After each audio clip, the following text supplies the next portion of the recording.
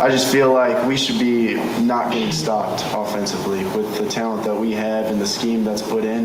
We shouldn't be stopped. So just being able to find our groove like we did in the second half, every single drive of every single game is going to be huge. And once we do that, then we'll break through that surface for sure.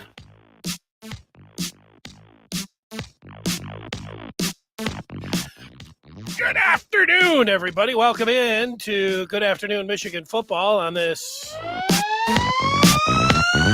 Football Friday as we get ready to take off here, talking about Michigan and Penn State. It's the Maize and Blue Review, and we are here weekdays at 1 o'clock talking about the latest in Michigan sports. I was wondering where I get the sound up on the TV a little bit. There it is. It's down. It's down. No, now it's coming through the phone. All right. Let's take care of that. All right.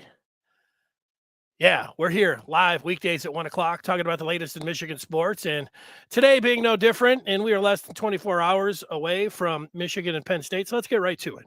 You know, I'm asking you, what do you think it comes down to tomorrow? How you feel about the game tomorrow? If you want to share your thoughts, go ahead, leave a message. If you have something else, a question, an opinion, we'll put it up on the screen. And we'll talk about it here. That's part of what we do. In addition to bringing you the latest and what's going on in this game. Quick point on yesterday. I had to leave the show because I got news that our pet goats were running around outside of their boundaries. And here's a little tip for you on goats. If you didn't know this, they don't like water. They drink it, but they don't like rain, I guess specifically. And it was raining yesterday, and I didn't know that. At around 2 o'clock. So they were running all over the place, but there they are. And yeah, you would think one would be named Brady and one would be named Woodson. That's not how it ended up going down, but they are not interested in any lions out here outside the studio, not for any Nittany Lions. They'll take those horns on there. They would gouge them and run them. And they're not going for that. So with that, what are we going to be talking about today? Of course, number 5, Michigan versus number 10, Penn State. I'll give you my prediction. Many of you have a number in your mind, I'm sure. We'll take those as well. I'm going to start talking about the Michigan program. And as we sit here, the eve of Michigan and Penn State, it's the 14th, just a couple minutes past 1 o'clock. And where the Michigan program is sitting right now is in a really good spot. And this is, you can always find something to complain about. You can always find something to worry about. And, that's with any team across the country at any point, at any time. But with Michigan right now, where they are at with Jim Harbaugh and his staff, and at this point of the season, heading into the second half of the schedule, with this game being at home tomorrow, is saying they're sitting pretty. Sitting pretty means that something's already done. They're in a good spot. They're in a good spot with the program. And, it's just, it always, you're reminded how winning can turn things around. And the other part is when you're spiraling one way, getting it going the other way. But right now, things are going good for Michigan. You should feel pretty good about the game tomorrow, if not extremely good about Michigan. They, and I've done it myself for years when you're talking about, how they're going to beat Ohio State and, how can they get into the national championship picture, college football playoff picture? How can they get to Indy?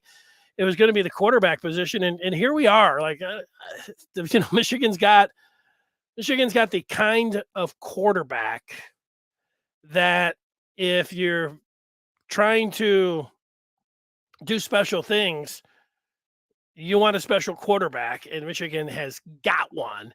And they have been slowly bringing him along to get to this point. Tomorrow could be the difference in this game. The other thing, we just look around the talent that J.J. McCarthy has at his disposal at wide receiver, at tight end, at running back.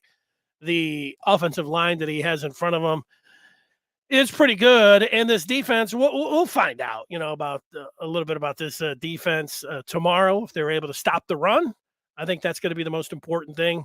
And will they be able to then tee off on Sean Clifford, get him in predictable down and distance and be able to win this game. That's what we're ready to find out. But the coaching staff, you think about the special teams and where Michigan is at right there, very good. And there's a lot of people, of course, that are looking at this game, and everybody's going to have their opinion. There's always a lot of numbers, and I said this a couple of weeks ago because of Michigan's non-conference slate. Talking about, well, they're number one here, number one there, they're the top of the country there. I was going to wait until after the Penn State game. I think you're going to have a lot better idea on where Michigan's really at when it comes to, third down efficiency and all these things. You at least have, I think you then at least have a lot more data than you did after certainly 3, 4, 5 games, whatever it is. The sample size is always the relative, wherever you want to be with it. If we're talking about baseball, sample size is 162 games. Or you're talking about football, and you bring into the non-conference slate. I'm waiting till after this game tomorrow. But having said that, I have looked at some of the numbers and some of the schedules and numbers that matter, because I heard Jerry DiNardo was watching some of the Big Ten Network coverage on this game. And Jerry DiNardo had mentioned that, I think he said clearly, but I won't say that he said clearly. He said that Penn State was the more battle-tested team, something around that. I don't know if that could be exactly what he said, but he was saying that Penn State had played the tougher schedule, and maybe they have. We don't know for sure. But if you look at U of M's 3 top opponents that they played, it was their last 3 games. I think everybody knows that: Maryland, Iowa, and Indiana. And you look at Penn State's top 3 games, and you do have Auburn. That looked good heading into the season. But if you look, however you want to look at it, whether the rankings and the top 25, none of them are there. But if you look at that SP plus, which is a number that a lot of people, it's got a few different factors in there. It's pretty easy to see what they're using there. It looks like a pretty good number. If you look at U of M's top 3 opponents, I put the SP plus updated number next to them, both with Penn State and with Michigan. Maryland and Purdue are like right there, 21 and 22 on the SP plus. So, however you want to look at that, nice wins in a top 25 of the SP plus. Iowa is at Iowa. According to the SP plus, at least at this point, it looks better for Michigan, than the win at Auburn, even though you might just think about it because it's the SEC and it's Auburn.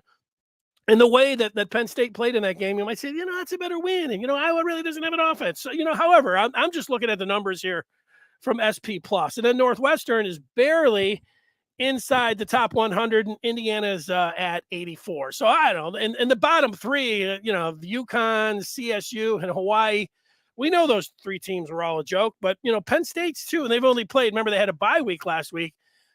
Penn State's bottom 2 are, as bad when you looked at the SP plus numbers than, Michigan's 3 cupcakes in CMU and Ohio. So I think it's pretty close when it comes down to, I'm not ready to say that Penn State is more battle tested than Michigan. I think that's pretty even. But if you don't like even,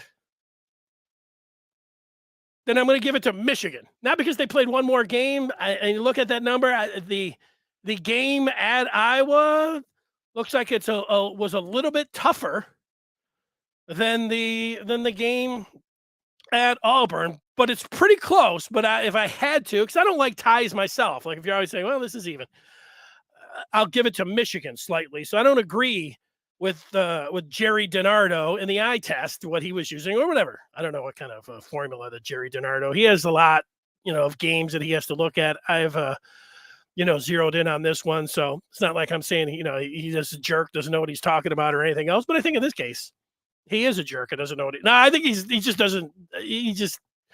I think he's wrong about that. But, when you start talking about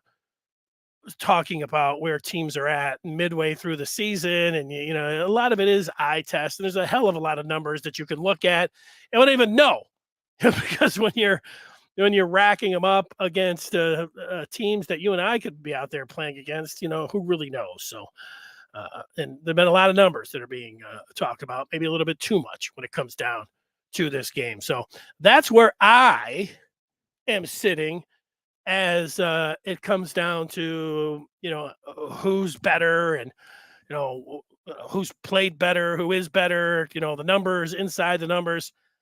I looked at some of those numbers and Penn State's got a pretty good pass rush. Like these teams, like they recruit the same kind of players and the same players. And the Penn State's got a lot of talent. I think Michigan at wide receiver has a little bit more talent this year. Penn State has exceptional running backs. So does Michigan.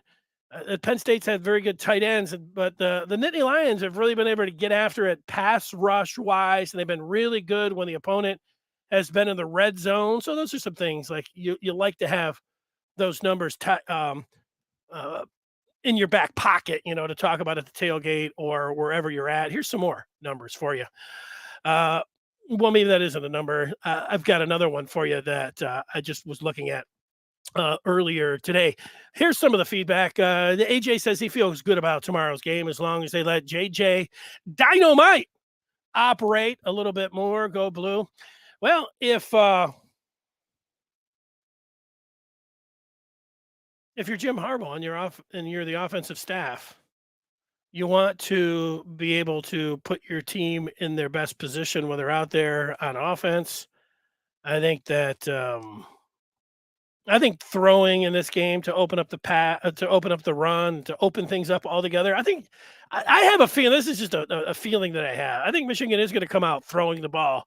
I think Michigan is going to come out throwing early. I think they're going to come out throwing often. And I think they're going to turn the tables a little bit on that and throw a lot in the first half. I think people are going to be surprised at how much Michigan throws tomorrow. That's not me, talking with anybody on the staff. That's just me predicting a gut feel on how I think things are going to go. Steven is feeling more confident than he was earlier in the week. His legitimate score prediction is widening. Tyler, for the defense, I feel like I've seen Michigan be vulnerable to outside runs. Yeah, I don't know. Like they've been all right. Indiana hit him a little bit with with a couple outside runs.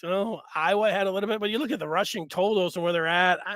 This is going to be the best rushing attack that they are going to face. And I like Michigan's run wall in the middle that is anchored by Mazi Smith. So I don't think Penn State, if they are going to run the ball, it is going to be to the outside. So it's up to those Michigan linebackers and defensive ends to set the edge in the run game, funnel everything back in the middle.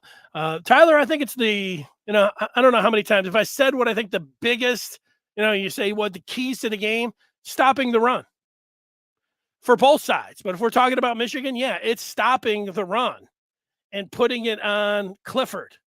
If Michigan is able to do that, and then they can get him in predictable down and distance and then tee off on him, that is how they are going to win this game. So whether they're vulnerable or not, that's what it's coming down to in a key to the game. Tyler Anderson is looking at 27-20. Michigan, Shadyville agrees.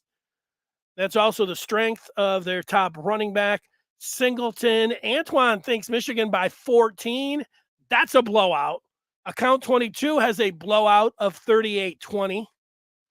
Shadyville says he sees Penn State playing a little bit too much man-to-man and leaving running lanes for JJ if the receivers aren't open. Eddie says Michigan needs to keep Penn State rushing yardage low, make Clifford pass, no turnovers. Michigan wins 24-17. I think that's good analysis, Eddie. I'm with you on that. I'm with you on how you see it. Third Minded watched the game. I think he's saying from last year. He's saying I watched all the Penn State games, and they don't look all that physical. Auburn had a lot of unforced turnovers, and Central ran up and down the field. I see U of M winning by 10 plus. No, they cannot stop the run. Account 22 says you're waking up a giant with all this disrespect. Yeah, I don't buy into us sitting around talking about, I could just sit here and laugh at Penn State and their fans and their team and talk about Michigan winning by 100. That's going to have nothing to do with it.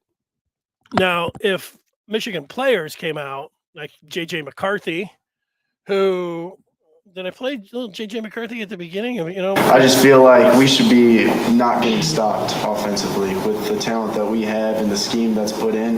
We shouldn't be stopped. So just being able to find our groove like we did in the second half, every single drive of every single game is going to be huge. And once we do that, then we'll break through that surface for sure. Yeah, JJ McCarthy talking about the offense breaking through. Now, if JJ McCarthy came out there and said, "Yeah, Penn State's defense is a joke. I think we'll be able to slice them up. I'll be able to run at will. We're going to unlock the offense, being able to dial in some of those deep passing games. We should blow this team out by 20 or 30." Now, if McCarthy said something like that, that's not about, I don't know about waking up a giant, but I do think that that words matter when it comes from the players and coaches. It can matter as much as we say it doesn't. And people will say, "You don't know what you're talking about." Like, I always have somebody. It's usually Michigan State week. I bring it up because the Michigan players and fans, they can't help themselves. They just have to completely disrespect Michigan, and they know that State hates it so much. Like, if you show them no respect, it just burns them. Just so you use that, of course, if you're a fan and if you're a former player. But it really fuels MSU. And then there will always be somebody that'll say, "Well, you don't know what you're talking about if you think words matter or something in the game," for guys that have been preparing all year long. And then I pull out the receipts of players throughout history that mention that that's exactly what they do. They think about what people say, and they use the smallest little thing. Like, the greatest players of all time use the smallest thing. They're the greatest coaches of all time. And just from around here, I can think about it. Tom Brady always uses where he was drafted. He still has that, disrespect card about where he was drafted and what people think about him. He's using it all the time. Draymond Green, who's been in the news, he's always using, like, he can recite chapter and verse every player that was taken in front of him in the draft when he was picked in the second round. What's the Lions? The sun god, Amon-Ra St. Brown. He knows all the wide receivers that were taken in front of him. That means something to him. Now, that's not a player saying something, but I don't know. Charles Woodson, who's going to be honored tomorrow at the stadium. You know what I can remember? I can remember Charles Woodson as a freshman and standing in the post-game locker room, and somebody said, "Hey, Charles, how did you feel about the matchup with Terry Glenn?" And if you don't remember Terry Glenn, the Buckeye wide receiver was like, "We're treating Michigan like they're nobody," or something. It was something to that effect. Like we're just going to go up there. Michigan's nothing. Essentially, that's not the exact quote. So, of course, Woodson, who had 2 picks in the second half, was asked about Terry Glenn. You know what he said? Terry Glenn opened his mouth a little bit too much, and they use that for fire. So they do it. Whatever. It plays in, but not here. Not here at Count 22. It's not happening when it comes down to what happens in the game. James Franklin even said Michigan hasn't played anyone yet. Well, Penn State hasn't played anyone either. So however that works, however you want to see it, however it plays out to you, whatever makes you feel good and fires your stove up, that's what you should go with. That's what I'm with. Here's what I see as the keys to the game. And as mentioned, a few people have mentioned it, stopping the run. I think Penn State's tight ends on U of M linebackers, if we're looking for a spotlight matchup, that's one that I'm looking at. If U of M's linebackers are able to stay with the talented Penn State tight ends, and then Michigan's skill players versus Penn State's secondary, and that's another thing. As we take a look at Lola Ray down here in the lower right corner, my goat, who likes to sit in the chair outside. That's her favorite spot. Now, when it comes down to it, when I get to my prediction, and I get some more of your thoughts, a big plays, fewest mistakes, stop the run, and the quarterback play is going to be the difference as I see it. JJ is going to be the difference as I look at it for Michigan. That's how I am looking at the game. That's how I see it as I sit here and as I talk about it. All right, let's take some more of your feedback as we go to it. Will Illinois topple Minnesota? That's a funny gambling line, Stephen. I have I'll give you a little hint coming up on our show that we do here in a little bit, sharpening the edge, where we make 9 picks, including Michigan and Michigan State and the Lions and 3 favorites and a lock, and we go through all these things. And we also have a parlay and a prop. My parlay involves Illinois winning outright, so I do think that they have a good shot in that. Tyler's looking forward to see if Mazi can dominate. Travis looking at a little bit slower. I'm sorry, lower, lower type score. Shady wants a little bit of a rotation. Thinks that Mazi could potentially be getting tired. I'm not sure. Shady agrees with Jerry DiNardo. Okay, you're a Jerry DiNardo guy. That's all right, but I don't know. It's pretty close. Like I said, I think anybody definitively, like if you're a Michigan fan, said, "Oh, Michigan's clearly played a better schedule. They're more battle tested than Penn State. Auburn sucks," and you go through it all. And then if Penn State, is rolling out there the same thing, then I'm not really. It's fine. Like I respect people's opinions, but I don't agree with anybody that has a strong opinion on saying that one team is more battle tested than the other. These are two very similar type teams in the way that they want to play and their talent. And so what's it going to come down to? You want to say big games, special teams, fewest mistakes, fewest turnovers, field position, big plays. Like I said, I think I'll say it again, stopping the run. And I think J.J. McCarthy, this is what we have talked about for years. It's time for him to be the difference maker. And I think he can be. I'm not putting it all on his shoulders, but because of his skill set and his talent, I do believe that he is going to be the difference in this game. Account 22 is Roman ready? Roman will get separation. PSU pass rushers are not physical at all. Hey, let's see if they're able to get to the QB, whether they have to be physical or not, talented to be able to get to the quarterback. Punters is saying that Edwards or Anthony has over 75 receiving and a TD. Donovan Edwards, I like him as an X factor. Andrew Anthony, who they haven't really been using all that much. Those are nice. Those are nice picks. I think that can happen. Like, that's the thing. It's the one thing where I feel good about Michigan here is they have, through those first 3 games, it was like, hey, where's Andrew Anthony? But on the good side, you can say, hey, well, they really have gotten Ronnie Bell. Look at Schoonmaker, in replacing Eric All, or just stepping up where, they were both sharing a lot of those targets. Schoonmaker's been good that way. And, last game, Cornelius Johnson came. When you have all of those different players, I know Roman Wilson was out last week, you can't get them all involved. That's the thing. You can't get everybody out there. And everybody can't have 100 yards and 2 touchdowns. So, but I think you can, that's good for Michigan, that they can feature different players. It really, when you have that, you say, well, you really want to go to your go-to guys. But I think that's one of the things that Michigan has going for them this year, and it is their skill players. And yeah, it sucks that Eric All's out, and that he's not there. That was one of the things that, like, you looked at the offense, you looked at Michigan, you said, man, they're deep and they're talented. It was the same thing at running back. You're talking about Donovan Edwards, but look, Edwards went out, and look what Corum's been able to do. Look at All's been out. Look at what Schoonmaker's been able to do. Roman Wilson goes down for a game, and they don't miss a beat. And if you told me that this game, that Andrel Anthony went off and Donovan Edwards, like Steven's talking about, those are 2 guys that really, you start looking at the stats throughout the week, you would not pick those guys. Or if you said AJ Henning and Andrel Anthony go off as receivers, that's not the craziest thing than anybody could say, making predictions about this game. Both of those guys are very capable, and it very well could happen.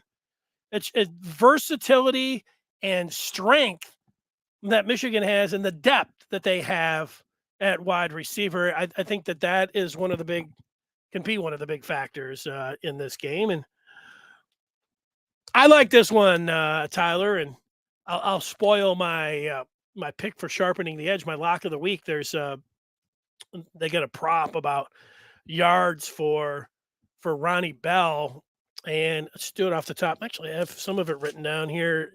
Over 65 yards, you get plus 105. That seems pretty good to me if you're somebody that likes to gamble. But there's also going over 85 yards, you're plus 240 if you want to put money. If you put money down on things, but I like that.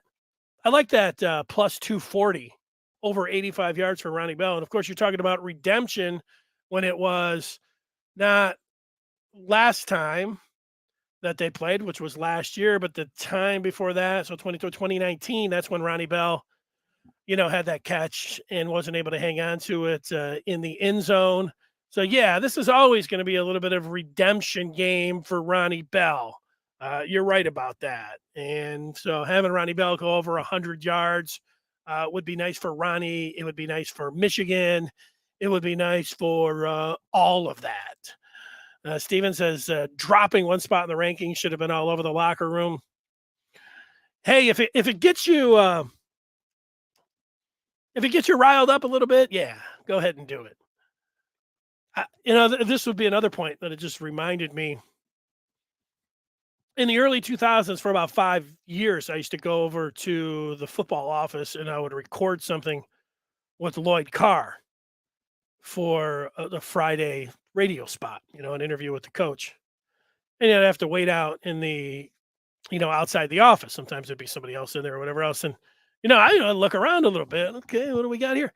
So they had this table in the waiting room, and you looked over on the table, and there were a bunch of, I don't know how they do it now. Maybe it's a bunch of laptops or, a bunch of iPads or something that are sitting out there, or maybe they just projected up onto the wall. Who knows? But back then, they just had a lot of printouts on this table. So once in a while, I'm looking over there, I'm thinking, what do we got here? And so I would look, and there would be things highlighted, and it would be what everybody had said that you could construe any single way that would be negative about anything Michigan was highlighted there. And so, like you might say, Stephen, were they really we already talked about this. It's not that big of a deal. Of course, Clemson, you can make a case for Clemson being number one in the country. They closed the gap last week. No big deal, except that, it's amazing. I would bet that they do have something over there that somebody said Michigan's a joke or something or whatever. And it could be a joke of a writer or a broadcaster, but they'll have it there. I used to read those things like, nobody even likes this guy. Because anything that you can use to fire up your team, you never know what's going to hit and what's going to stick and what's going to fire somebody up. So, you know what, Stephen? While I don't think it's even that big of a deal at all, maybe there is one player like we're being disrespected, and that's going to get him going. It's there, and there is potential. Let's see. Here's somebody claiming something from another podcast. This guy claiming we're going to be doing a lot of subbing on the D line. Look, anybody that's out there can have their own game plan, and if you're watching that person and you feel like that they know what they're talking about, and they are entertaining to you, yeah, you know what? Go ahead. I don't know, like that particular person that you're talking. I don't know much about what you're talking about when it comes down to anybody else, and it makes me leave the chat because I'm not going to be sitting around looking at what somebody who I have no idea is, making claims about things that I don't know anything that he knows. So I'll just leave that right there, and I'll get to my prediction. Here it is. I think Michigan is going to win this game 27-14. to 21. That's how I see it. I think the Wolverines will win that. I want to remind people you've got all the different podcasts all week long, Amazing Blue Review. I appreciate when you subscribe, rate, and comment. And in that same line, I want to thank Doug in Charlotte for both rating and commenting. Also, thanks to BB XXX. I didn't so much like his rating, but I did appreciate his comments. Don't forget tomorrow after the game that Michigan and Penn State, about 5 or 10 minutes afterwards, will be here and we'll talk about the game with you. Coming up later, Brandon Justice, I was reading some of his, keys to the game, or, he's an analytics guy. He's he's looking at PFF. He's looking at SP plus. He's looking at this number, that number, he's squeezing them all out and then putting all what he thinks are the important ones out there. I mentioned that red zone defense that Penn State is, top 8 in the country as we sit here right now, which is good for them. Something, instead of settling for field goals, being able to punch it in there, about being one of the keys, just looking at the numbers. I thought this was an interesting one, and it'd be something to watch in the run game. The Pro Football Focus has a number that they put out with tackling as a team. And I'm just going to go off the top of my head. I thought I had written it down, but there's a number to tell you, but I'm almost 100% sure. So I'll say 99% sure that these are the numbers. Penn State is the third worst team among Power 5 teams in tackling. And so we have some games to look at. And when we know that you're playing lesser than competition, mostly both Michigan and Penn State, like if you got extremely gaudy numbers, you can say, well, that's the competition. But if you have some dicey numbers and it's against subpar competition, you can say, maybe that's something. Well, Penn State, they're a poor tackling team, according to the numbers. Meanwhile, do you know, I'm going to let you guess, who the best team in Pro Football Focus is in terms of tackling? You're right, Michigan. That seems to be, that one jumped out of the page at me. Penn State, one of the worst tackling teams in college football. Michigan, the best tackling team in college football in 2022. That seems important. We'll see if it plays out like that. I was the one last week saying, hey, Michigan's the least penalized team in the country. They had to get to the Indiana game. And I'm watching it. It's flag, phantom block at the back. The refs, there was a bunch of flags why Michigan was just tied against the Hoosiers in this game. And why it was just 10-10 at the half. And so that, along with Mike Hart and that medical emergency and having the great first drive, all of those things, I think, played into it a little bit. But, that's at least a number that jumped out. I mean, it's not like I'm going to say, do I think it's important, Michigan's the least penalized team? Well, I'm not going to, in the country, I'm not going to say it because that'll probably mean there'll just be a bunch of flags. No, I'm going to point that out, regardless of the competition. But the tackling one, let's see it. I wouldn't have known that if you'd said, do you think Michigan's a great tackling team? I think about Colson, who had the one where he, got caught up on the inside and he had an arm tackle against Iowa. That's just one tackle that I think about. Sometimes, you just have one and it ends up, skewing your view overall.